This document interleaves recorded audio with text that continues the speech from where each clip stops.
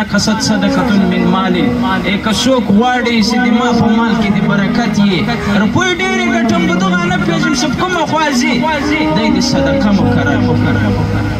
دی د خپل مال کې صدقه کې یو د موږ صدقې دی پسه حلال کې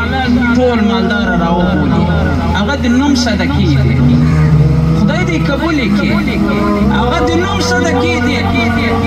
یو انسان بیا راولاړ شي پټه صدقه دې وکړي د عرش د سوري لاندې هغه ځوان هغه مشر به موجوده وي چې په ښي لاس باندې پټه صدقه ورکړي یو چپ لاس ته دي علم نه یې معلوم شوی چې ښي لاس ته نن روپۍ ورکړي ما خبره باندې پوه شوه او یو موږ یو چې تر ټولو تر مخ بیا چا ته روپۍ ورکړو چې نه مو یې چې 2000 روپۍ حاجي صاحب ملا صاحب ته ورکړي 15000 روپۍ حاجي صاحب ملا صاحب ته ورکړي نه مو یې د نامه وږي یو چې په اخبار کې هم د موږ سرخیانې راسي چې د غریبانو خلکو د بارېدو شی ورشي دا سیاست چې نن سبا رایي ده بهرحال اول شی چې ده صدقه ده صدقه یو انسان غواړي چې د ما ټکټر سم نه چلیږي د ما کار سم نه چلیږي د ما دکان سم نه چلیږي د ما په کور کې برکت نشته هغه دې راولاړ شي خپله دنیا کې دی زکات خو پرېږده زکات خو فرض ده ورکوئ بیا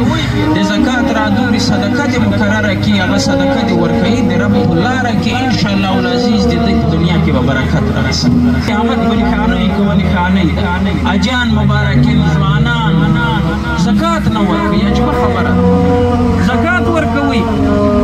ملا صاحب ورکوم ولا چې هر سړی راشي 500 ورکوم 1000 روپۍ ورکوم 500 زرو باندې د تا زکات وځي چې یو پلاټ ته 100 کروڑه روپۍ کړی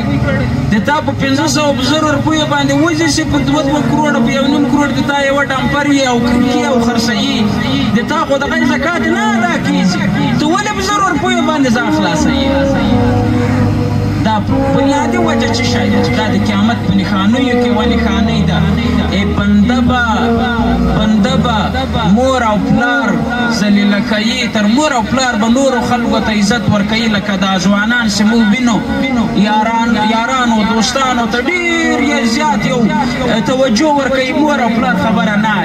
مور او پلار غریبان سپین ږیري سیاتې نه یو شی هم نه د قیامت له نښانیو دا نښانۍ ده ښځه به قبله وګرځي ټول هر شی مور پرېږدي د ښځې خبره مني خو ټولو ته معلومات ده نو مر خو په ګوته نه پټېږي که نه او دا د قیامت له نښانۍ د عاجزانو زکات به تاوان ګڼل کېږي هغه عجیب ځین کې دا یې که مې زکات خو ورکړو د کروړ او 2.5 لک د بیا مړ کېږم قسم ده که ژوندی پاتې تاوان یې ګڼي